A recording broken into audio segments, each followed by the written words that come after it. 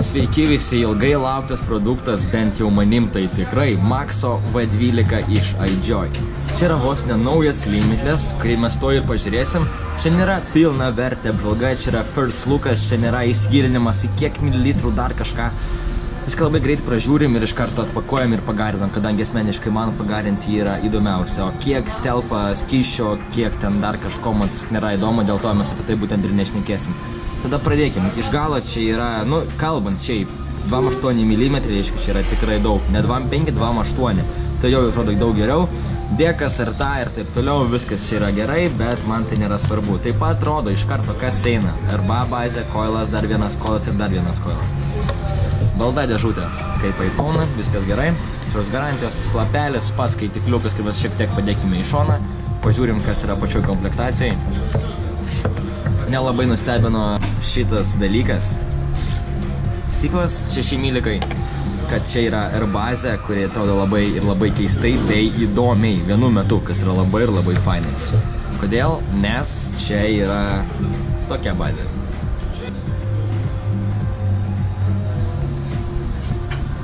Aišku, aš negarinsiu Coilheadų, kadangi Coilheadai man patinka tik kleito, daugiau man nieks nepatinka.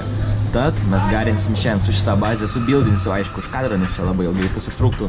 Tai, kad būtent čia mes kažką įdėsim ir pagarinsim šitą monstrą ant 250 W. Vien dėl to dabar ir kraunu baterijas, kad įsidėt ant RX-o 300 ir tiesiog pagarinti. Gerai, viskas yra ok, bet kas ne dar komplektacijai. Dar vienas yra kaitinimo elementas. Štai čia šiaip galima iki 215 W pakelt, 4 koiliukai, viskas yra ok. Mes jo nedėsim, tai va kiek aš žinau, čia yra švieselės. Jeigu tu spaudi mygtuką, reiškia pas tave veiks ir kaitiklis. Ne tai, kad jis garinsis, bet jis veiks. Jis švies iš apačios. Taip pat, kalbant apie kaitinimo elementus, jis yra dar vienas būtent čia įsuktas. Štai toks. Manau, kad visgi 12, kadangi rašomas V12, reiškia 12 koilų ir bus. 12 spiralių. Šitą koilą galima garinti iki 315 ir yra vos 0,1 ohmo. Čia yra švieselė, toj pažiūrėsim. Čia irgi yra švieselė. Gerai, kas man nelabai patiko sename limitlesse, kadangi kai tu pili biškiai skystį panašesnį elementą, pas tave darosi čia nelabai fainai, kadangi jis neįteka į tavo kanalus. Kadangi čia jis nepraeina va šitą dalį. Kadangi užsukant, čia yra labai mažai atstarpo, kad skystis galėtų normaliai prasimerkti ir taip toliau. Tai man tai nepatiko. Žiūrėsim, kai viskas bus šito praktikoje, kadangi kalbėti kažką arba dar kažką yra labai sunku. Dažniausiai gamintojai ir pasako, kad oi, viskas yra gerai, mes pakeitėm visą keitiklį ir jis dabar tapo geresnis, bet tikėti jis galima, bet aš to nedarau. Aš tai darau tik tada, kai pats viską taip pažiūriu, ant kiek tai iš tiesų gerai veikia. Mes tada dabar labai greit, bandysim greit subildinti šitą visą aparatą ir iškart jums su kamera atgal jums. Kągi, pradėkim bildą. Viską kaip ir padarėm, čia yra 3 vertikalais, už tai tokia aplink apvyniota vata, alien koilai po 5 vrapsus. Dabar nereikia pamiršti apie tai, kad reikės, kad tai sudrėkins su skysčiu.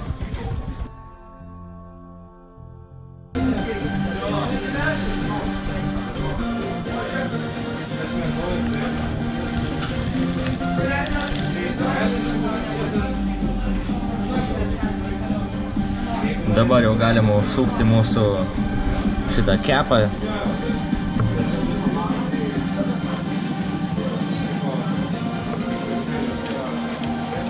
Svarbiausia yra tas, kad nesiliestų kepas prie mūsų koilo, nes kitai bus šortas. Pabandom. Atomizer low, galima atsukti, paspaust. 0,14 ohmų. Veikia. Bandom pagarinti.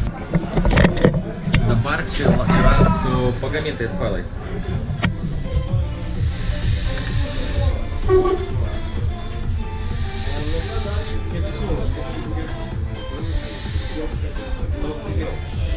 Tuo įdėsim kaitinimo elementas. Dabar pagarinam kaitinimo elementą 8-7 W iš 300 galimų.